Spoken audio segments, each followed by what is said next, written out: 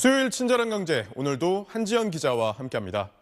안녕하세요. 안녕하세요. 네, 비상계엄 사태 이후에 이 정치 유튜버들이 큰 돈을 벌고 있다는 기사가 나오고 있는데 도대체 얼마나 벌고 있습니까? 네, 일부 이 정치 유튜브 채널에서는 하루 수천만 원 수익을 올리는 것으로 나타났는데요. 네. 한 채널에서는 슈퍼챗으로 약 3천만 원을 하루 동안 번 것으로 나타났습니다.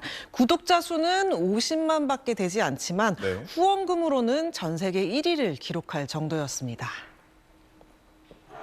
사실 지금 탄핵 정국이 정치 유튜버들에게는 어찌 보면 호황기라고 할 수 있겠는데요. 원래 유튜버들 중에는 일부는 이 구독자를 끌어모으려고 슈퍼챗 받으려고 이 자극적인 영상을 위해 어떤 일도 서슴지 않잖아요. 이처럼 일부 정치 유튜버들도 지금 사태를 10분 이용하고 있다고 보여집니다.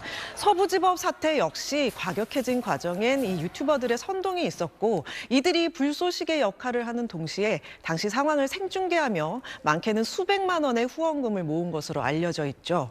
한 유튜브 채널 순위 집계 플랫폼에 따르면 1월 9일부터 일주일간 진보, 보수 각각 슈퍼챗 순위 상위 5개 채널 수익 합계를 봤더니 둘 다 1억 원이 훌쩍 넘는 돈을 번 것으로 집계됐습니다. 또 다른 분석에 의하면 이 슈퍼챗 상위 6개 채널을 봤더니 11월 기준 슈퍼챗에 비해 지난달 수입이 2.1배 늘었다는 결과도 나왔습니다. 가장 많은 구독자를 보유한 정치 유튜브 채널을 봤더니 작년 12월 슈퍼챗 수입이 1억 2,500만 원으로 전달보다 7천만 원 가까이 증가했습니다. 네, 한 달에 수입이 2배나 늘었다니 놀랍습니다. 근데 이 슈퍼챗으로 받는 돈은 유튜버들이 100% 다 가져가는 건가요?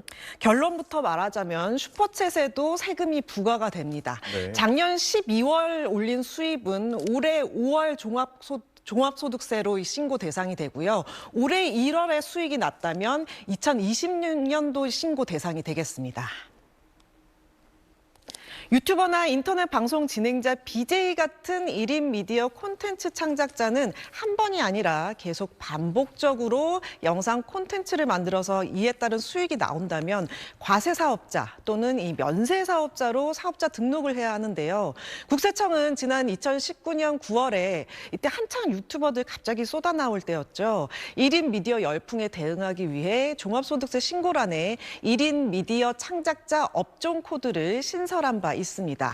1인 미디어 창작자가 직원을 고용하거나 또는 이 별도 사업장을 갖추고 다양한 콘텐츠 영상을 공급하면서 수익을 낸다면 이 과세 사업자에 해당하고요.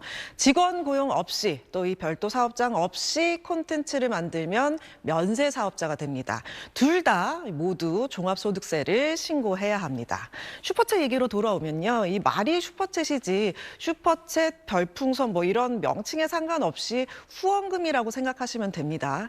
또 1인 미디어 창작자가 방송 화면에 이 후원 계좌번호를 노출하고 계좌 이체를 통해 돈을 받는 경우에 소득세법에 따라 종합소득세를 신고 납부해야 합니다.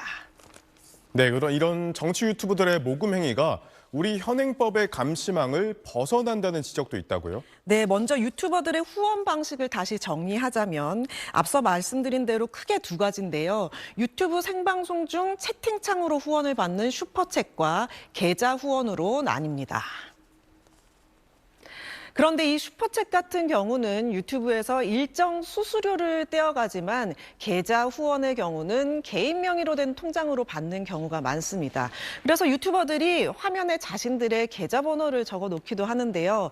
이렇게 계좌 후원을 통해 불특정 다수를 통해 1,000만 원 이상 모금을 한 경우 현행 기부금품법이 적용돼서 행안부나 관할 지자체에 모집 등록을 해야 합니다.